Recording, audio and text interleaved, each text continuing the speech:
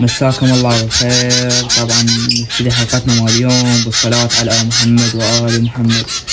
اعتذر على الانقطاع اللي صار، بس جاي اشتغل على المحمية فما جاي اقدر اصور ومنتج وانشر، فصورت لكم لقطات من الشغل وان شاء الله كملت المحمية، ما بقى جزء قليل وتخلص ونجيب بيها طيور.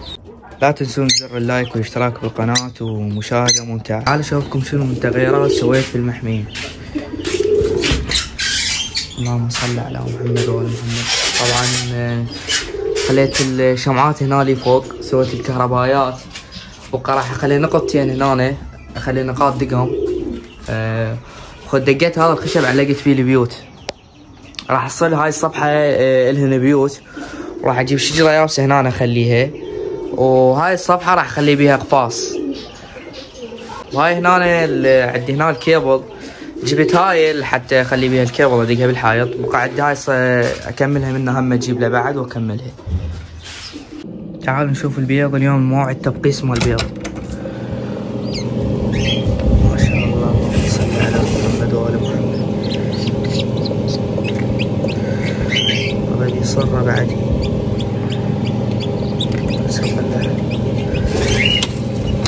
اللهم صل على محمد وآل محمد.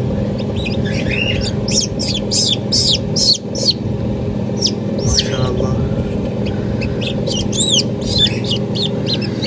انا طبعا اني طلعتني ان هذا القشر يبس عليهن، وذني بيضتين بعدهن. هاي بيض النخب عادي موجود. اسعوهم شوي بس خليه ينشف حتى ارجع اشيل هذا الصرة من عنده شوي وارجع.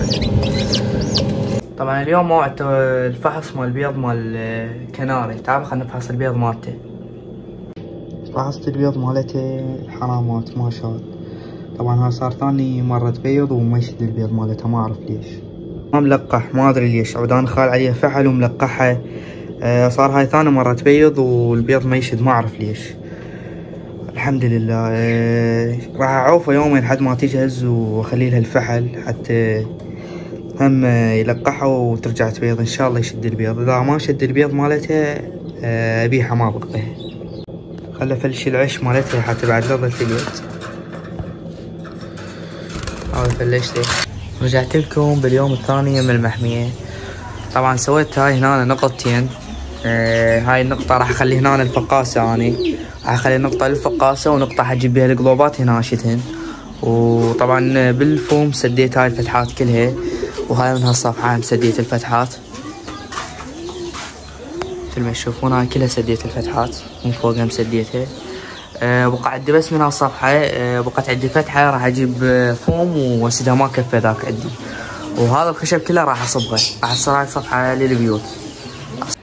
جبت هاي الشجرة وخليتها هنا، كانت عالية فقصقصتها رتبتها. شوفوا شلون ترتبت، صارت هيك قصقصتها. هاي من جوا كلها قصقصتها. طبعا هي كملت هسه المحمية، ما بقى عندي بيها شي. هاي راح اصبغن ذني الخشب، هذا راح اصبغه والبيوت ما ذنها مصبغن بس مو هسه. وهذا دقيت له لايلون من هنا، هذا اللايلون مو يعني ثابت، ينشال على مود اذا صار هواء قوي او شي انزله اللايلون. سلتها ما بقى عندي بيها شي. طبعا انا هسه ما راح اخلي بيها طيور.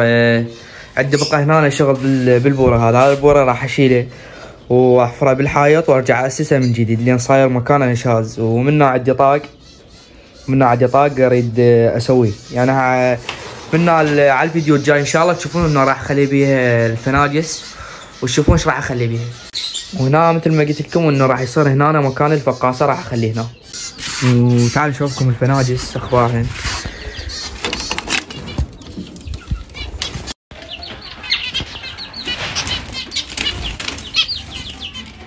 هنا ماكو من بيضات، ماكو بيض، وهنا هم ماكو بيض.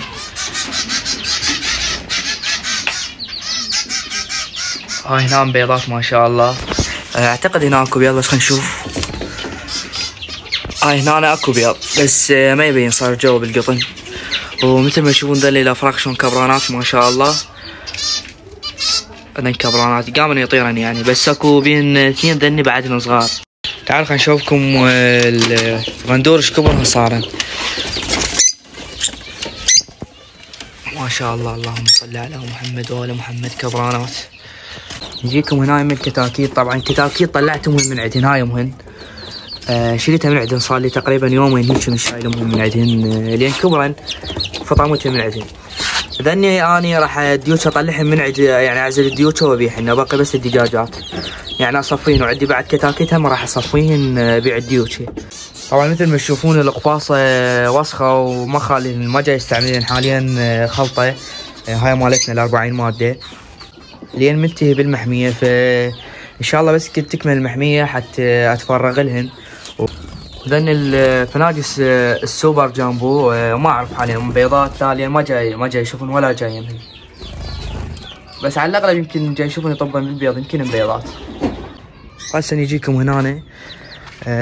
طبعا راح اسوي هذا المكان، هذا الهوسه كلها اشيلها. الدجاج صاير عندي هوسه بالحوش، فعندي هاي كتاكيت مطشره، وعندي هناك دجاج خال بديك الصفحه بالفيديو السابق شفتوا انه خليت دجاج هناك. فهاي المكان راح ارتبه، عندي هذا تشينكو هنا راح اسوي هاي السقيفه لهن، تترتب انه تشوفوها بالفيديوهات شلون راح ارتبها، واحبس الدجاج يعني اخلي هنا خانات ارتبهن للدجاج بس، لان مطشرات وصايرات هوسه واريد اصفيهن ابيع من عندهن يعني ما بقى. وذن هناك الكتاكيت تفقسن بالفقاسه. طبعا مثل ما تشوفون ذن الثلاثه الكبار تفقيسه الاولى، وذن الاربعه الصغار تفقيسه الثانيه. طبعا هاي هنا جبت كتاكيت سلكي، اللي ما يعرف الدجاج السلكي راح اخليكم صورته حتى تشوفوه. طبعا هذا يصير عنده 5 اصابع، خلينا نشوفه لكم. مثل ما تشوفون هذا يصير عنده 5 اصابع. طبعا جبت الكتاكيت تربين انه صغار احسن، اكو هو كبار سعره يصير غالي، يعني تقريبا يطلع سعره ب100,000 الدجاج الكبار، 75 حسب كل من يبيع بكيسه. وذني هنا طبعا ذني جوا ليهم هديه الغندور، هذا الغندور الابيض. هذن صغار بعدهن مخاليف طبعا مثل ما تشوفون، هذن صغار خليتهن هنا بهاي العلبه وخليتهن نجاره حتى هنا ازقهن انا بيدي مثل ما تشوفون. هاي الابره اللي ازق بيها هسه اشوفكم اياها، هاي الابره ازق بيها هذن ازقهن، هسه اشوفكم شلون راح ازقهن. تعالوا هسه نزقهن. طبعا انا كل شويه ازقهن يعني مو عفوا فتره وازقهن كل ما يجوعني اشوف حصلتهن. طبعا اكو طريقتين للزق. اكو الطريقه الاولى تمد الابره من اليمنى لليسرى، تمد الابره بحلق الطير بالحوصله قبل والزقها. طبعا انا ما استخدم هاي الطريقه لان لان انا دا اعلمهم انه اسوي لها ليفات، اقدر انا امد الابره كلها واخليها. مثل ما تشوفون شلون جاي ياكل. طبعا هن شبعانات انا وكلتهن. انا استخدم هاي الطريقه احسن لان ما امد الابره بالحوصله قبل، مرات اذا اريد استخدمها انه امد الابره بالحوصله قبل. هذا استخدمه للزق الاكل مالتهن. طبعا هذا مالت الربع ب7000 يبيعوه بلجيكي. طبعا صار هواي ما مصور لكم الحديقه. تعالوا شوفكم انه شو صار بيها من تغيرات. هذا عطر الشاي شوفوه شلون طلع ورد، هذا صار ريحته طيبه قايل لكم عليه انا مسولف عليه. طبعا هو قام يصعد لي فوق ربطته بحبال. وهذا الياس هم كبران صاير كبير. وهذا الجوري بعد ما نطلع ورد. عندنا هذا الجوري فتح قام يطلع ورد. هاي هنا هذا ورد وهذا ورد، يعني اطلع بيها ورد. مثل ما تشوفون الورد اللي مطلعته الوانها حلوه، برتقالي ووردي كلش حلوه. عندكم هاي هنا الرمانه بدأت تطلع رمان باعوه. هاي هنا طلعت رمان، هذا رمان، هذا كله ورد فوق، هذاك اللي فوق شوف شلون طالع لي فوق، هيك طالعه بدأت تطلع رمان. طبعا هذا عندكم هنا ورد الصباح. طبعا ورد الصباح اني جذرته بسنادين وهنا مخليته بسندانه مثل ما تشوفون، وبعده ما مطلع ولد يعني راد له بعد لان بعده صغير، بس يكبر ان شاء الله راح يبدي يطلع ولد. وهنا هذا ورد هم عندي، بس طبعا هذا الورد بالليل ينسد، الصبح ينفتح هذا الورد كله، هذا انه يتفتحن. وهاي التكية طبعا طلعت كانت انا قاصها وطلعت. اشوفكم هذا التجدير اللي سويته اني. التجدير هذا مطلع مثل ما تشوفون شلون طالع، وهذا كله طالع التجدير. نشوفكم هاي طبعا هاي كلها مجدرها مثل ما تشوفون شلون طالع، هذا كله مجدره، وهذا كله جاي يطلع بعده جاي يطلع. والى هنا وصلنا نهاية حلقتنا مال اليوم. لا تنسون زر اللايك والاشتراك بالقناة وان شاء الله استفادتوا من الحلقة مال اليوم، وانتظروا الحلقة الجاية ان شاء الله انه راح اخلي الطيور بالمحمية، وهاي يعني كملت عند المحمية بعد ما بقى عندي شي بيها ان شاء الله. طبعا هي صح حلقة قصيرة بس حتى ما اقطع بيكم كلش فرد نوب، نزلت لكم اللي قدرت اصوره، وانتظروا انه الحلقة الجاية ان شاء الله تشوفون تغييرات وهاي راح تصير، واودعناكم.